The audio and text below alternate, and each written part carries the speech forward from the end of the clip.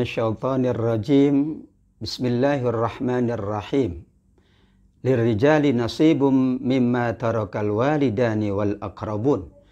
Walin nisa'i nasibum mimma tarakal walidani wal aqrabun. Mimma qalla minhu aw kathur. Nasibam mafruḍa. Sadaqallahul azim. Surat An-Nisa ayat yang ke-7 merupakan ayat pertama yang berbicara tentang pembagian harta pusaka. Dari ayat ke-7 hingga ayat ke-12 surat An-Nisa dikategorikan sebagai ayat waris. Ditambah dengan ayat terakhir surat An-Nisa ayat 176. Ayat ke-7 berbicara tentang prinsip hak dari masing-masing ahli waris. Laki-laki mendapatkan bagian dari harta yang ditinggalkan oleh kedua orang tuanya dan kerabatnya. Demikian juga bagi perempuan, bagian dari yang ditinggalkan oleh kedua orang tuanya dan kerabatnya. Apakah itu sedikit maupun banyak, semuanya berdasarkan ketetapan Allah Subhanahu wa Ta'ala yang kita kenal dengan istilah ilmu faraid. Ayat ke-7 ini adalah meluruskan perilaku zaman jahiliyah, di mana yang mendapatkan harta waris adalah hanya kaum laki-laki. Hanya kaum laki-laki yang sudah dewasa. Hanya kaum laki-laki yang kuat. Sementara kaum perempuan tidak mendapatkan. Demikian juga anak-anak. Padahal kebutuhan anak-anak, kebutuhan perempuan juga sama dengan kebutuhan kaum laki-laki. Untuk itulah Allah Subhanahu wa Ta'ala mengingatkan di ayat ke-7 bahwa laki-laki mendapatkan bagian seperti juga kaum perempuan mendapatkan bagian dari harta pusaka. Besar dan kecilnya nanti dibahas di ayat 11 dan ayat 12. Kapan seseorang itu berwasiat atau menyampaikan ketentuan-ketentuan pembagian harta warisnya? Jika seseorang sudah ada tanda-tanda kematian, maka ia hendaklah berwasiat. Hendaklah ia menetapkan atau membagi harta warisnya. Karena yang demikian itu lebih maslahat bagi ahli warisnya. Karena jika belum ditentukan, belum dibagikan secara mengikut ilmu faraid, mengikut ayat 11 dan 12, mungkin terjadi silang sengketa. Terjadi perselisihan antara ahli waris. Makanya Allah ingatkan bahwa seseorang hendaklah mencatat, seseorang hendaklah menulis apa yang ia wariskan. Demikian juga wasiat yang ia sampaikan agar di kemudian hari tidak terjadi sengketa harta antara keluarga ahli warisnya. Allah Subhanahu wa Ta'ala mengingatkan di ayat ke-9 bahwa kita hendaklah tidak meninggalkan keturunan kita dalam keadaan lemah. Maka harta waris inilah yang menguatkan kehidupan anak kita, keturunan kita pasca kematian kita. Demikian juga kita siapkan kekuatan-kekuatan yang lain. Tentu yang paling inti adalah kekuatan iman, kekuatan akhlak, dan juga bagian dari harta waris. Karena mereka adalah bagian dari kita dan kita ingin mereka pun dapat menjalankan kehidupannya setelah kematian orang tuanya.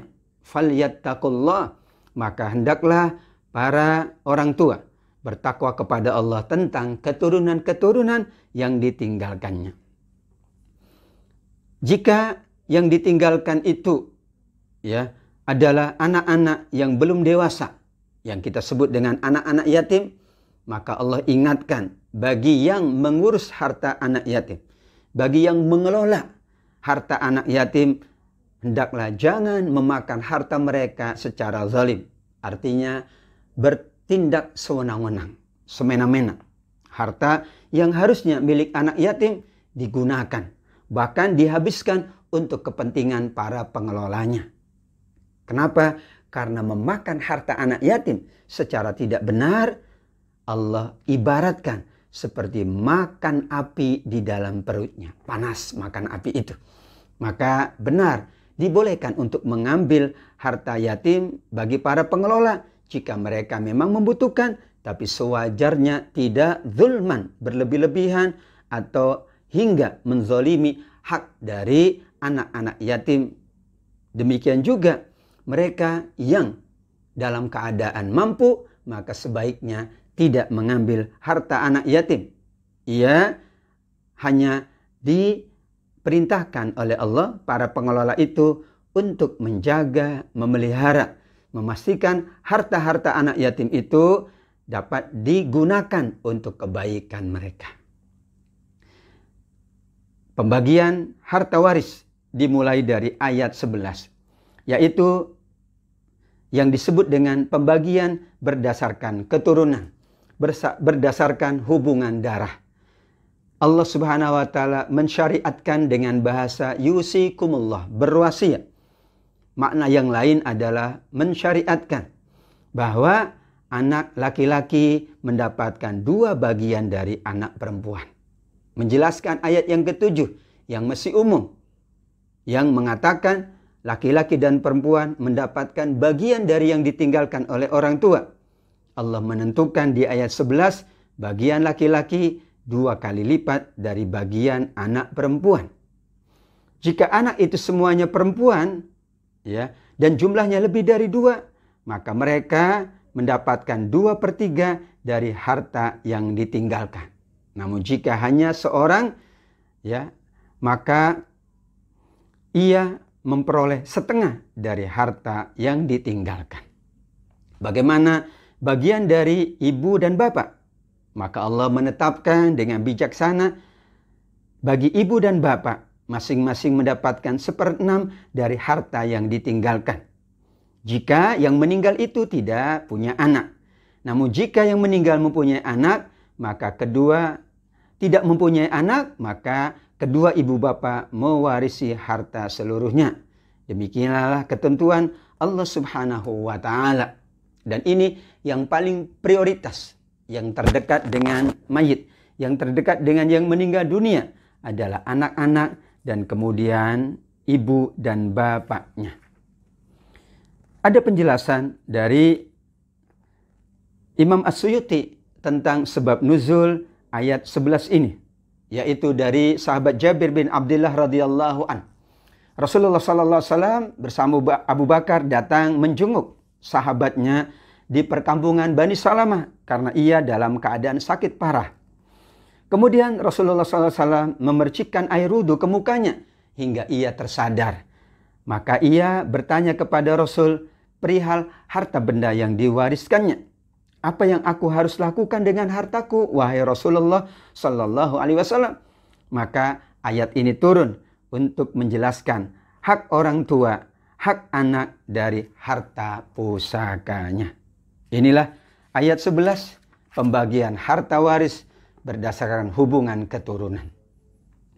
Harta waris juga didapatkan karena hubungan pernikahan, yaitu suami dan istri. Jika suami-suami atau bagian dari suami adalah 1/2 dari harta yang ditinggalkan oleh istri-istri mereka jika tidak punya anak. Jika ada anak, maka suami mendapatkan 1/4.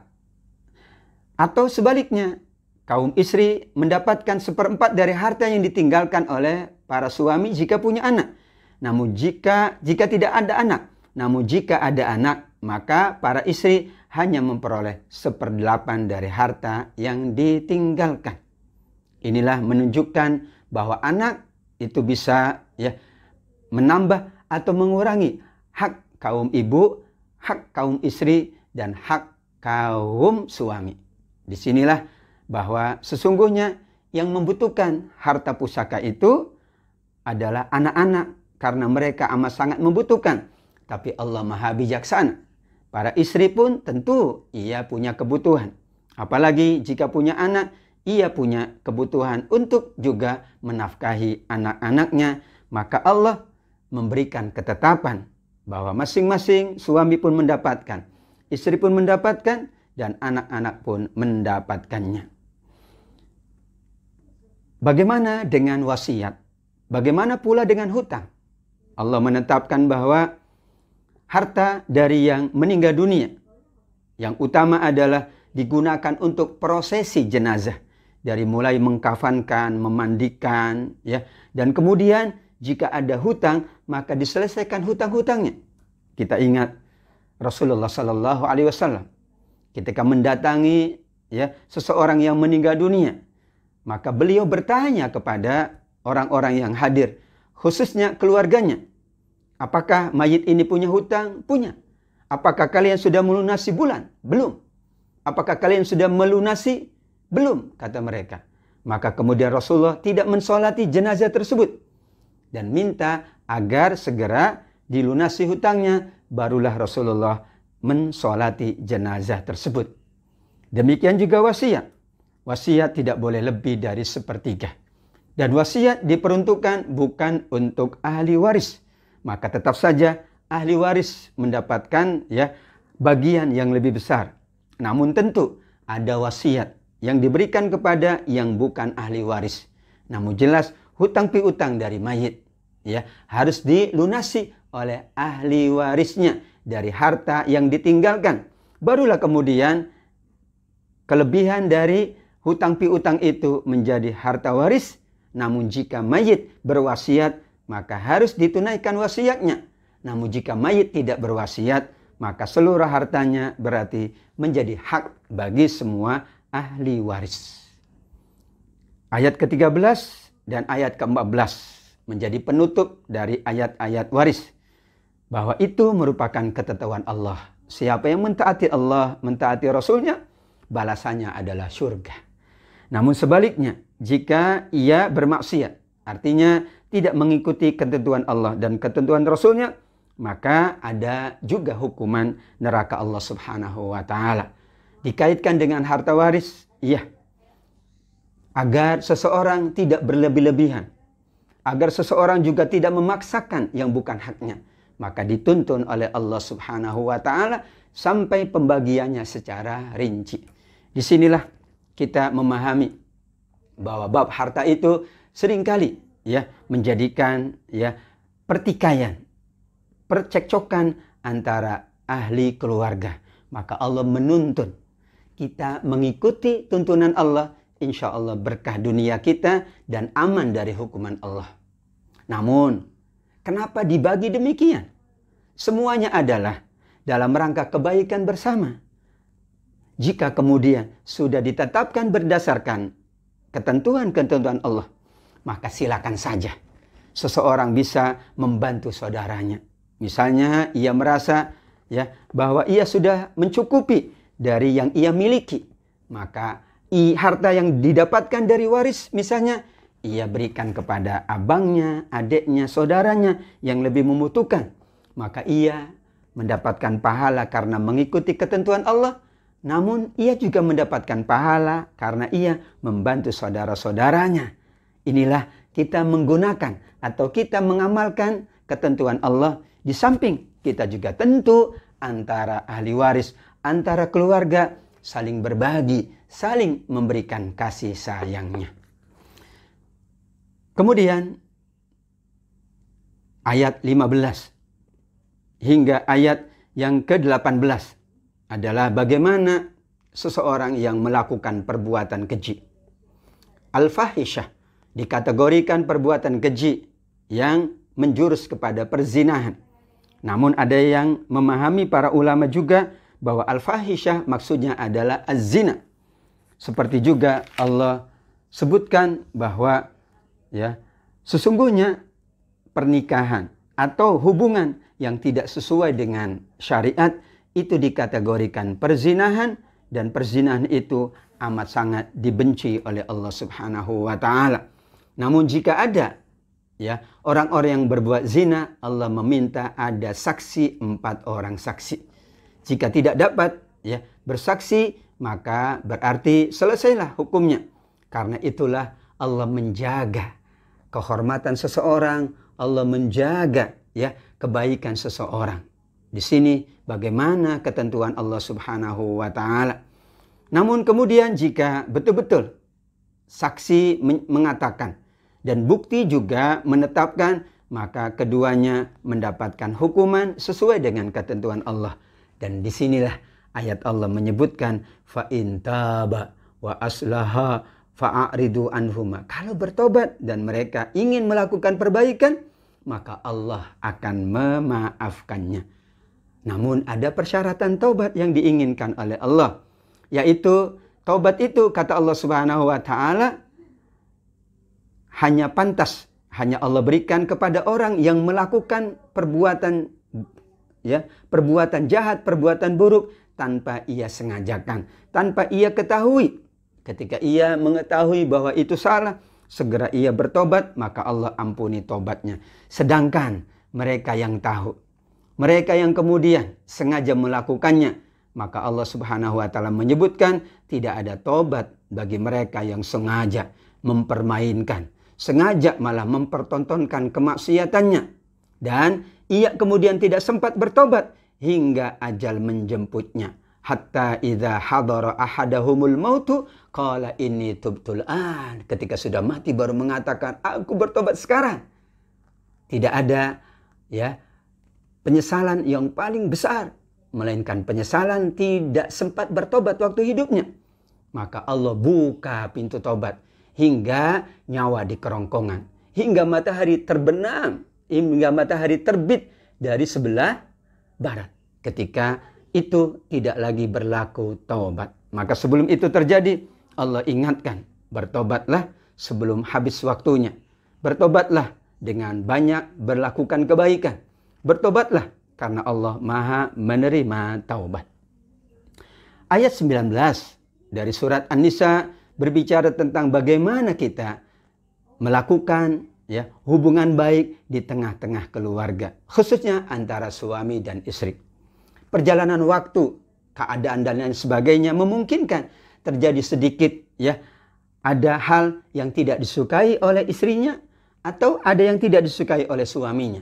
Ini sesuatu yang merupakan fitrah manusia. Namun Allah menuntun bahwa wa'ashiruhunna bil ma'ruf, tetap saja bergaul itu dengan cara yang baik, dengan cara yang patut. Namun bersabar jika ada persoalan dalam rumah tangga. Tidak segera memutuskan dengan keputusan perceraian dan lain sebagainya. Maka kata Allah Subhanahu wa taala, mungkin kalian tidak menyukai beberapa hal dari istrimu. Namun lebih baik kalian bersabar dan tetap bersama istrimu, karena bisa jadi kalian membenci sesuatu padahal Allah menghadirkan kebaikan yang sangat banyak.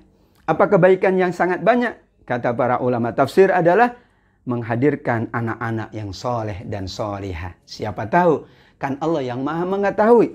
Bersabar dalam keluarga merupakan kebaikan.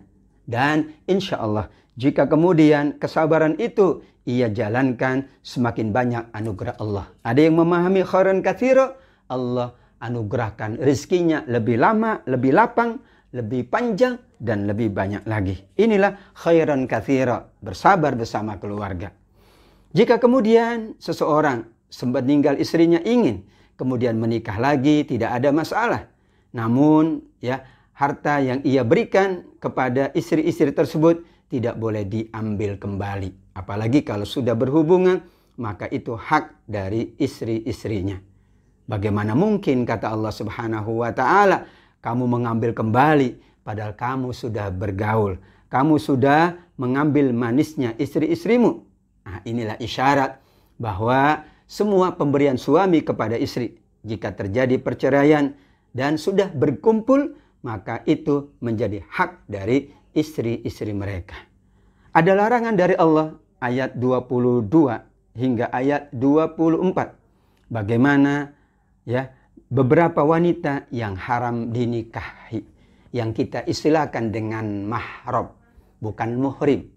Kalau muhrim, orang yang mengenakan kain ihram untuk menunaikan ibadah umroh dan haji. Yang tepat itu mahram, orang yang diharamkan untuk dinikahi. Ayat 22, janganlah kamu menikahi perempuan-perempuan yang telah dinikahi oleh ayahmu, kecuali sudah habis masa iddahnya. Jadi ibu-ibu atau ibu seseorang itu adalah haram untuk dinikahi. Dilanjutkan dengan ayat 23, beberapa wanita yang haram untuk dinikahi.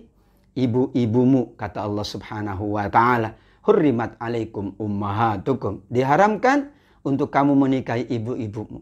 Anak-anakmu yang perempuan, saudara-saudaramu perempuan, saudara-saudara ayahmu perempuan, saudara-saudara ibumu perempuan, anak-anak perempuan dari saudara-saudaramu yang laki-laki, anak perempuan dari saudara-saudaramu yang perempuan, ibu-ibu yang menyusui kamu, ibu susuan.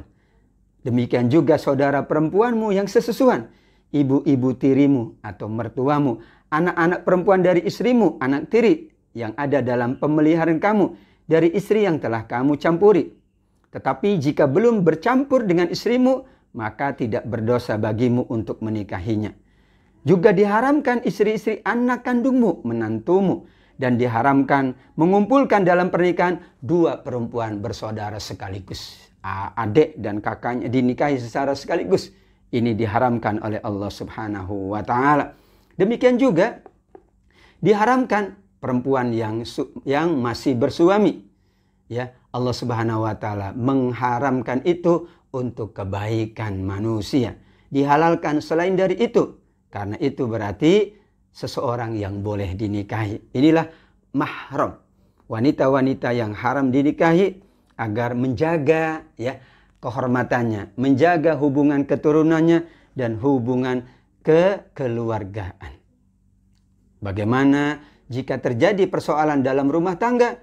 Di sini pula Allah ingatkan, barang siapa yang tidak mampu untuk menikahi ya wanita yang baik-baik, maka dahulu dibolehkan dari budak-budaknya. Namun tetap saja ya kita diperintah oleh Allah untuk membayar maharnya dengan cara yang baik.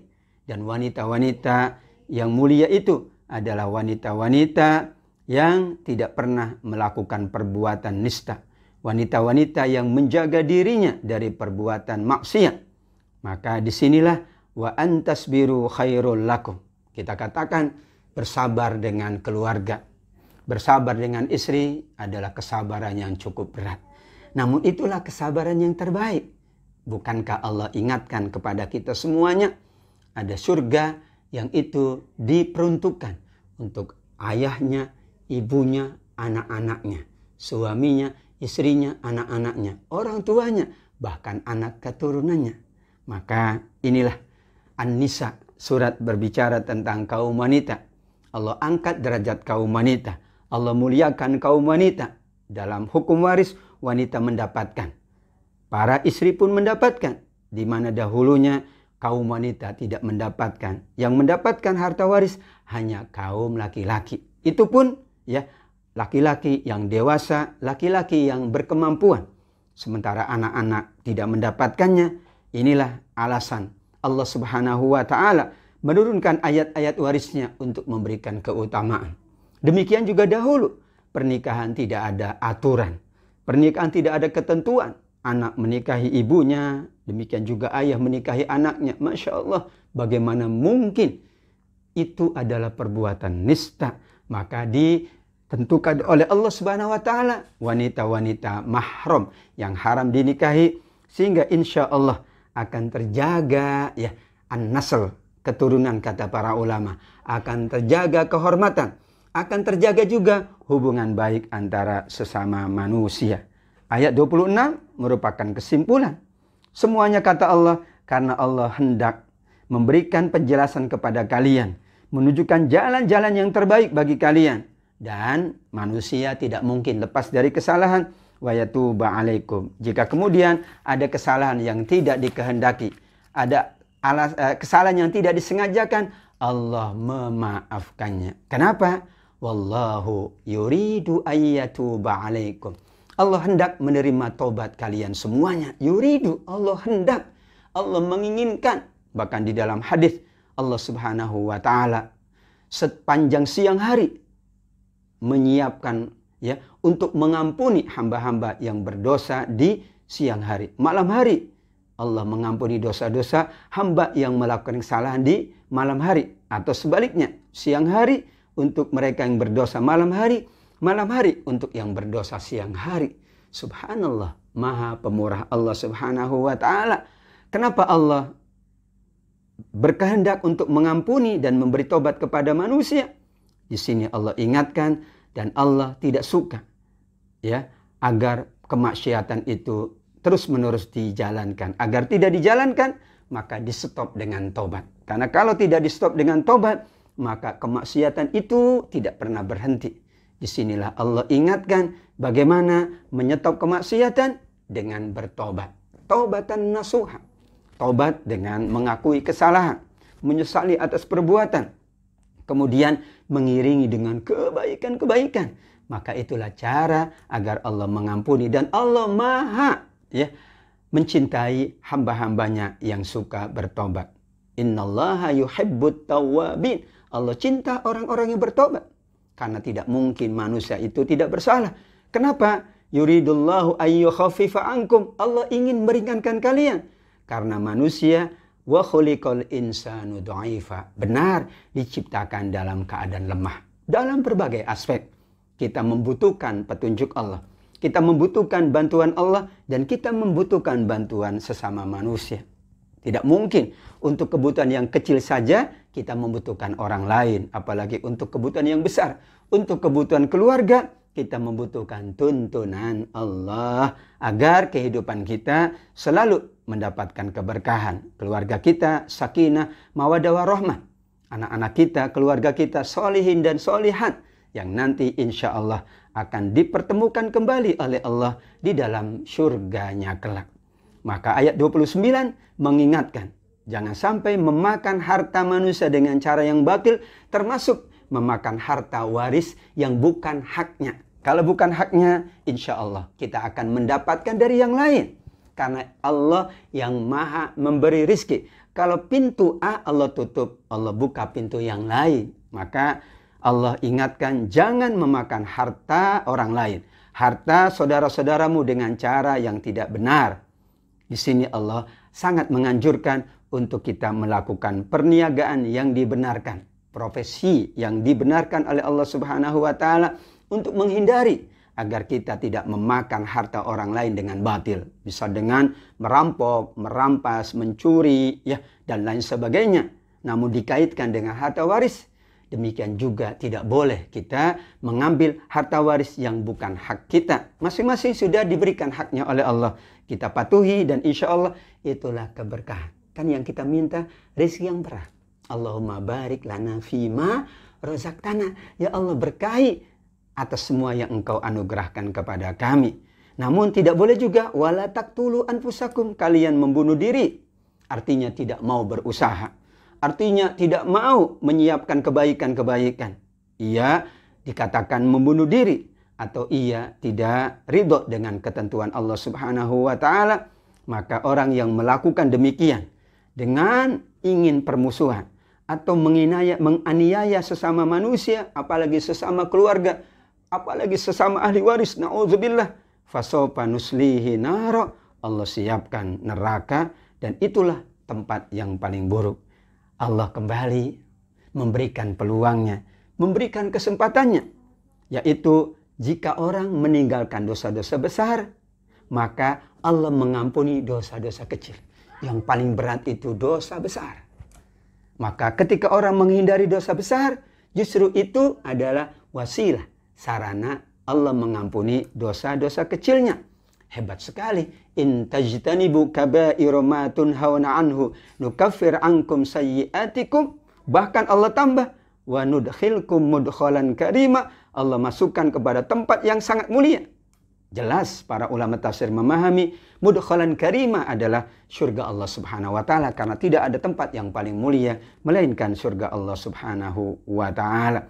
Disinilah ayat yang juga amat sangat disukai oleh para sahabat. Termasuk Ibnu Mas'ud radhiyallahu an, yaitu Allah mengampuni dosa-dosa kecil dengan meninggalkan dosa-dosa besar.